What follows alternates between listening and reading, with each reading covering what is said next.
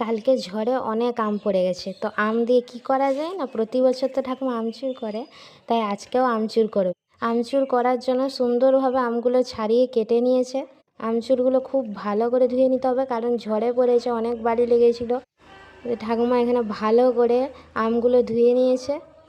আমের গায়ে অনেক বালি থাকে, সেগুলো পরিষ্কার করে 2-3 বার জলে ডুবিয়ে ভালো করে পরিষ্কার করে ধুয়ে নিতে হবে। দেখো আমাদের এখানে খুব ভালোভাবে পরিষ্কার করে ধুয়ে নেওয়া হলো। এবারে আমগুলো তুলে নিতে হবে। আর এইদিকে হচ্ছে ঠাকুমা এই 4টা আম দেবে আম তেলে, তাই জন্য নুন মাখিয়ে রাখলো।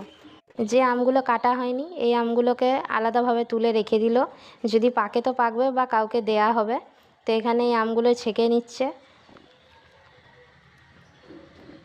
দেখো সব আমগুলো সুন্দরভাবে ধুয়ে নিয়েছে।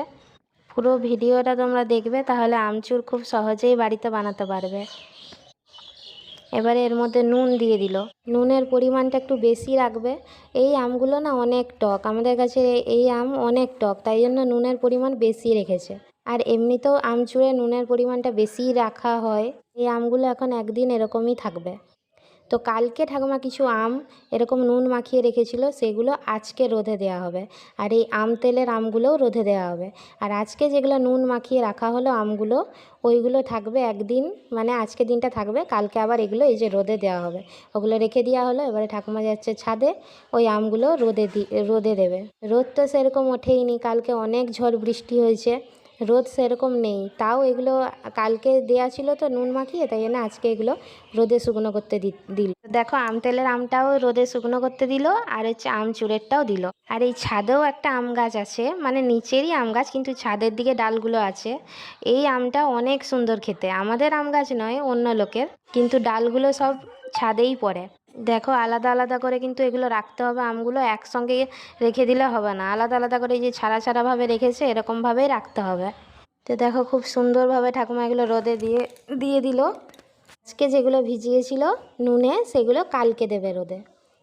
দেখো আজকে আকাশটাও কিন্তু মেঘলা, রোদ নেই বললেই চলে, তাও দিয়ে রাখলো।